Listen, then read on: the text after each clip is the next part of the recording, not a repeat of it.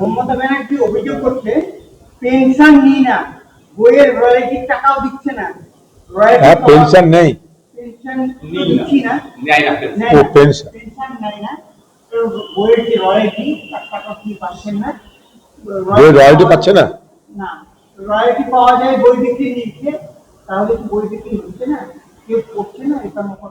দিদি যখন বামফ্রন্ট, দিদি যখন তৃণমূল জমানা ছিল তখন নিশ্চয় রয়্যালটি পেয়েছে, তখন সেগুলো থেকে পড়তো না, পড়ানো হতো। গলা দিয়ে যেমন তিতো ঢালতে হয় ছোটদের, ওরকম পড়ানো হতো। ও কবিতা পড়ার মতন লোক বাংলায় কতজন আছে আমার জানা নাই। তো পেনশন না পেলে তো টেনশন হবেই, তো দিদির পেনশন পাওয়ার চেষ্টা করা উচিত। কিন্তু আমার মনে হয় এই 15 বছর ধরে যা ধান্দা করেছে তৃণমূল পার্টি, তারপর যদি বলে যে পেনশন না পাওয়ার জন্য আমার অসুবিধা হচ্ছে, তাহলে লোকে কিন্তু হাসাহাসি করবে। অতএব আপনি টেনশন করেন না, ওরকম পেনশন কত দিয়ে যাবে আপনাকে। মমতার সময় যে বইগুলো স্কুলে স্কুলে যেত, এখন কি কেউ পড়ছে না? আমি এটাই তো বলছি, এটাই তো বললাম, আমাদের বলার পাঁচন গেলা করে গেলানো হতো। দিদির সময় কবিতা, দিদি ছবি আঁকতো, যারা চোর জোচ্চোর চিটার যারা লুট করতো তারা সব সেই ছবি কিনতো। সারদা কাণ্ডের ঘটনাটা দেখেছি, একটা ছবি কোটি টাকায় বিক্রি হচ্ছে। তো সেই সব জমানা দিদির চলে গেছে। এখন দিদির না ছবির দর আছে, না কবিতার দর আছে, না গল্পের দর আছে।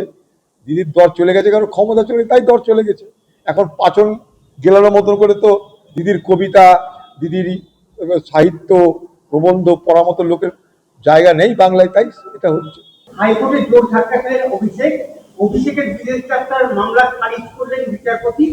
দেশে নয়, বিদেশেই চোখের চিকিৎসা করাতে অনার অভিষেক, আগে সিস্টেমে চিকিৎসা করার পর্যবেক্ষণ বিচারপতি সৌগত বলেন। দেখুন, কে কোথায় চিকিৎসা করে সেটা তো কোর্ট ঠিক করতে দিতে পারে না।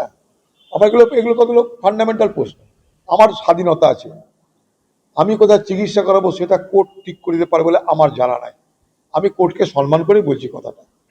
আমি যদি অ্যাফোর্ড করতে পারি, আমার যদি পয়সা থাকে, আমি যদি অ্যাফোর্ড করতে পারি, টাকা দিতে পারি, আমি, আর যদি ব্যবস্থা থাকে, সুযোগ থাকে, আমি চাটা গিয়েও দেখাতে পারি, অসুবিধা কি আছে? আমার কাছে একটু অদ্ভুত লাগছে ব্যাপারগুলো। মানে কোর্টকে সম্মান দিয়ে কথাটা বলছি, কিন্তু মানে আমার তো সে স্বাধীনতা আছে। কোথায় আমি ডাক্তার দেখাবো, কার কাছে দেখাবো, সে স্বাধীনতা কি আমার নেই? দেশে দেখাবো না বিদেশে দেখাবো, সেই স্বাধীনতা কি নেই? এই ডাক্তার দেখাবো না সেই ডাক্তার দেখাবো, সেই স্বাধীনতা কি নেই? এই বাংলায় স্বাস্থ্য ব্যবস্থা ভেঙে পড়েছে, আজ থেকে নয়। স্বাস্থ্য ব্যবস্থা ভেঙে পড়ার কারণে এই বাংলার মানুষ চিকিৎসার জন্য সবাই দক্ষিণ ভারতে যায়।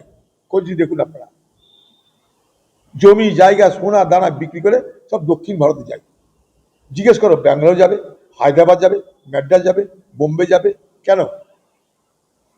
দেখো, যদি এখানে জজ বলে না বোম্বে যাবে না চিকিৎসা করতে, তুমি এখানেই থাকো, এখানেই দেখাও, এখানে ডাক্তার নিতে কি করবে, ব্যবস্থা নিতে কি করবে? যার অ্যাফোর্ড করার ক্ষমতা আছে। এখন তৃণমূলের খোকা বাবুর, তার তো পয়সা কোনো অভাব নাই, তার পয়সা কোনো অভাব নাই। সে নিজে আমেরিকা যেতে পারে, আবার আমেরিকা থেকে ডাক্তারকে ভাড়া করেও নিয়ে আসতে পারে, তার তো সবই আছে। সে যা করে করবে, কোর্ট যা করে করবে, আমাদের বলার কি আছে?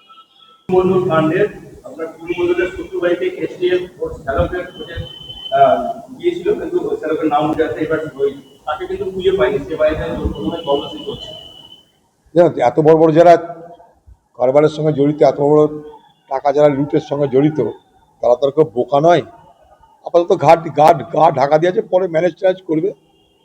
কারণ এখানে তো ম্যানেজ করি সব হয়। প্রথমে হল্লা চিল্লা খুব হবে, তারপর জাকাত তাই হয়ে যাবে। টুলুকে ভুলে আবার ভুলুর খোঁজ করতে লেগে যাবে। তখন আমরা টুলু বেশি দিন মার্কেটে চলবে না, এখন বাজার গরম আছে, টুলু শেষ হয়ে যাবে, তখন ভুলুকে খুঁজতে লেগে যাবো আমরা, তখন আরেকটা গল্প তৈরি যাবে। এতে লুট হয়েছে বাংলা সবাই জানে, কারণ প্রশাসন জানতো না। সবাই জানে লুট হয়, কিন্তু প্রশাসন জানে না, কারণ প্রশাসন দালালি করে, সরকার তখন মদত করতো। সরকারের যারা বড় বড় নেতা মন্ত্রী তারা মাল খেয়েছে। আমি তো চাইবো এই সরকার যে সমস্ত টুলু মণ্ডলকে যারা টুলু মণ্ডল করেছে, টুলু মণ্ডলের ধান্দার যারা ভাগ খেয়েছে, তারা কারা সেটা খুঁজে বার করুক। এটা বাংলার মানুষ জানতে চাইছে। পুরসভার মধ্যে নাগরিক পরিষেবা চুলোই যাচ্ছে, একদম চলে গেছে।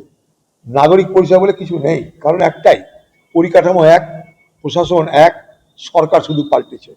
তাকিয়ে দেখুন, বেশি দূর যেতে হবে না, আপনার নিজের শহরের দিকে তাকান।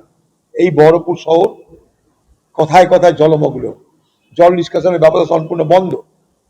এই শহর যৌতুগৃহে রূপান্তরিত হয়েছে। এত মাল্টি স্টোরের বিল্ডিং, সেই বিল্ডিংয়ে যদি কিছু বিপদ আপদ হয়, ফায়ার ব্রিগেড যাওয়ার জায়গা নেই, উদ্ধার করার জায়গা পাবে না। কনক্রিটের জঙ্গলে রূপান্তরিত হয়েছে, এখান থেকে উদ্ধার করবে কে? প্রত্যেকটা মিউনিসিপ্যালিটির পরিষেবা চরম অব্যবস্থা চলছে। ড্রেন পরিষ্কার হয় না, জল পাওয়া যায় না, তার সঙ্গে সঙ্গে রেশন পাওয়া যায় না। চারিদিকে এক অস্থিরতা শুরু হয়ে গেছে বাংলায়। মমতা ব্যানার্জি অভিযোগ করছে পেনশন নিই না, বইয়ের রয়্যালটির টাকাও দিচ্ছে না। হ্যাঁ, পেনশন নেই, পেনশন দিচ্ছি না, নেয় না ও পেনশন পেনশন নেয় না, তো বইয়ের যে রয়্যালটি তার টাকা কি পাচ্ছেন না? বইয়ের রয়্যালটি পাচ্ছে না? না, রয়্যালটি পাওয়া যায় বই বিক্রি নিচ্ছে, তাহলে কি বই বিক্রি হচ্ছে না? কেউ করছে না এটা মতন। দিদি যখন বামফ্রন্ট, দিদি যখন তৃণমূল জমানা ছিল তখন নিশ্চয় রয়্যালটি পেয়েছে। তখন সেগুলো থেকে পড়তো না, পড়ানো হতো। গলা দিয়ে যেমন তিতো ঢালতে হয় ছোটদের, ওরকম পড়ানো হতো। ও কবিতা পড়ার মতন লোক বাংলায় কতজন আছে আমার জানা নাই। তো পেনশন না পেলে তো টেনশন হবেই। তো দিদির পেনশন পাওয়ার চেষ্টা করা উচিত। কিন্তু আমার মনে হয় এই 15 বছর ধরে যা ধান্দা করেছে তৃণমূল পার্টি, তারপর যদি বলে যে পেনশন না পাওয়ার জন্য আমার অসুবিধা হচ্ছে, তাহলে লোকে কিন্তু হাসাহাসি করবে। অতএব আপনি টেনশন করেন না, ওরকম পেনশন কত দিয়ে যাবে আপনাকে। মমতার সময় যে বইগুলো স্কুলে স্কুলে যেত, এখন কি কেউ করছে না? এখন মতন আমি এটাই তো বলছি, এটাই তো বললাম। আমাদের বলার পাঁচন গেলা করে গেলানো হতো। দিদির সময় কবিতা, দিদি ছবি আঁকতো, যারা চোর জোচ্চোর চিটার যারা লুট করতো তারা সব সেই ছবি কিনতো। সারদা কাণ্ডের ঘটনাটা দেখেছি, একটা ছবি কোটি টাকায় বিক্রি হচ্ছে। তো সেই সব জমানা দিদির চলে গেছে। এখন দিদির না ছবির দর আছে, না কবিতার দর আছে, না গল্পের দর আছে। দিদির দর চলে গেছে, কারণ ক্ষমতা চলে গেছে, তাই দর চলে গেছে। এখন পাচন গেলানোর মতন করে তো দিদির কবিতা, দিদির সাহিত্য প্রবন্ধ পড়ার মতো লোকের জায়গা নেই বাংলায়, তাই এটা হচ্ছে। হাইকোর্টে জোর ধাক্কা খেলেন অভিষেকের বিদেশ যাত্রার মামলা খারিজ করলেন বিচারপতি।